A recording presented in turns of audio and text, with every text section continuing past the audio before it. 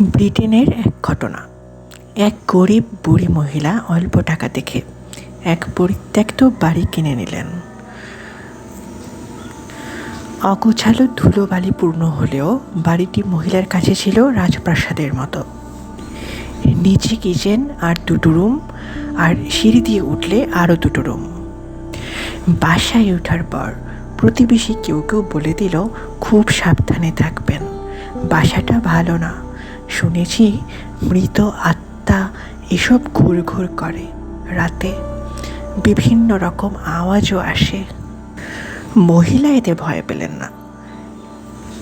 এত বড় বাড়ি অল্প টাকায় পেলেন, এতেই তিনি খুশি। ঘটনা ঘটে গেল প্রথম রাতেই। মহিলা দোতলার একটা ঘরে শুয়ে আছেন।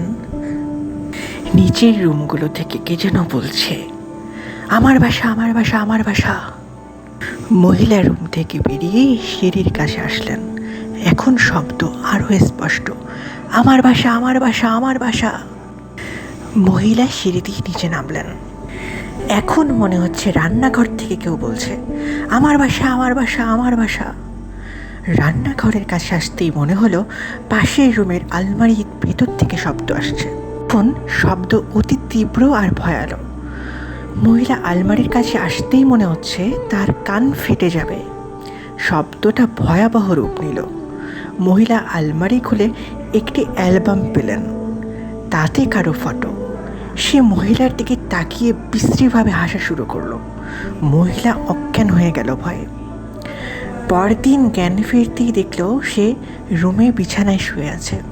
তাহলে কি স্বপ্ন দেখছিল রাতে? সন্দেহবশত মহিলা সিঁড়ি দিয়ে নিচে নামলেন, আলমারির কাছে আসলেন, আলমারি খুললেন। সত্যি তাতে অ্যালবাম আছে। মহিলা বের করলেন। এরপর যা দেখলেন, তারপর সে তৎক্ষণাৎ বাড়ি ছেড়ে পালালেন এবং দ্রুত পথ চলতে গিয়ে গাড়ির ধাক্কায় তার স্পট ডেড হলো। এমন কি দেখেছিলেন তিনি? তিনি দেখতে পেলেন অ্যালবামে অন্য কারো ছবি নেই, ছবিটা তার নিজের লাশ।